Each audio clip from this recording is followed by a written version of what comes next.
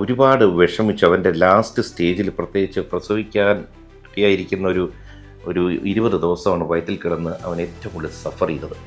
കാരണം അന്നത്തെ ഇഷ്യൂ വന്നപ്പോൾ ഞാൻ എപ്പോഴും പ്രഷർ എടുക്കരുതെന്ന് പറയും. കാരണം വന്നു പോയി, ഇനിയിപ്പോൾ എന്ത് ചെയ്യാൻ നമുക്ക് അതിനൊരു പരിഹാരം. പക്ഷേ എത്രയൊക്കെ പറഞ്ഞാൽ അവളങ്ങ് വല്ലാതെ തകർന്നു. കാരണം കേസിലെ 2ാം പ്രതി, പിന്നെ FIR ഇട്ട വകുപ്പുകളെല്ലാം കടുത്തുപോയി.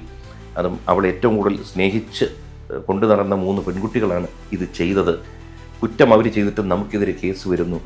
അപ്പോൾ അത് കുറേ തവണ ആശുപത്രിയിലാവേണ്ടി വന്നു. അപ്പോൾ പുറത്ത് അമ്മ വിഷമിക്കുന്നുണ്ടെങ്കിലും അകത്ത് കിടക്കുന്ന കുഞ്ഞ് എന്തുമാത്രമാണ് അനുഭവിക്കുന്നത് നമുക്കറിയില്ല. പക്ഷെ അവൻ്റെ ഒരു വരവ്, മേ ബി ആ പ്രശ്നം കഴിഞ്ഞൊരു വരവ്, പുതിയ ലോകത്തോട്ട് വന്നത് ഓസിക്കും അശ്വിനും അവരുടെ കുടുംബത്തിനും പ്ലസ് ഞങ്ങളുടെ വീട്ടുകാർക്കും എല്ലാവർക്കും വല്ലാത്തൊരു ആനന്ദം തന്ന്, അളവില്ലാത്ത ആനന്ദം തന്ന ഒരു സംഭവമാണ്.